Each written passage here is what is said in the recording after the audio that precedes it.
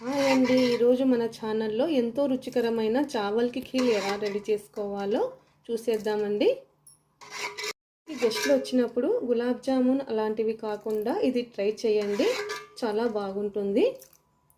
ఎలా చేయాలో ప్రాసెస్ చూసేద్దామండి. ముందుగా 1 గంట నానబెట్టుకున్న పిడికెడు బియ్యం తీసుకోవాలి. ముందుగా స్టవ్ ఆన్ చేసుకొని ఒక గిన్నె పెట్టుకోవాలండి.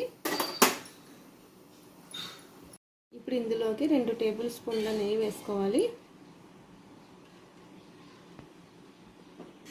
నెయ్యి కాస్త వేడైన తర్వాత డ్రై ఫ్రూట్స్ వేసి ఫ్రై చేసుకోవాలి.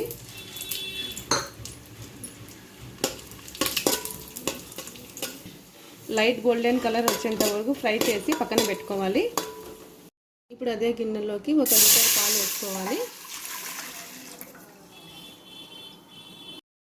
పాలు మరుగుతున్నప్పుడు కాస్త కుంకుమ పువ్వు వేసుకోవాలి.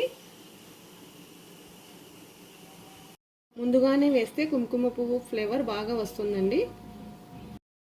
పాలు ఒక 2 పొంగులు వచ్చేంత వరకు మరగనివ్వాలండి. పాలు మరిగాక నానబెట్టి పెట్టుకున్న బియ్యం వేసుకోవాలి. బియ్యం అడుగు అంటకుండా కలుపుతూ ఉడికించుకోవాలి. బియ్యం కాస్త ఉడికాక యాలకుల పొడి వేసుకోవాలండి.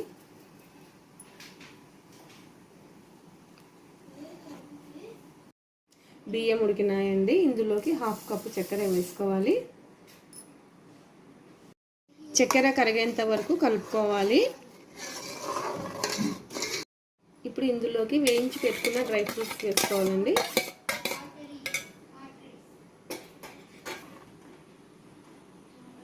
రుచికరమైన చావల్కి ఖీర్ రెడీ అయిపోయిందండి. ఇప్పుడు సర్వ్ చేసుకుందాం.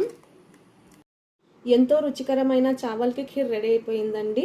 మీరు తప్పకుండా ట్రై చేయండి, లైక్ చేయండి, నా ఛానల్ను సబ్స్క్రైబ్ చేసుకోండి.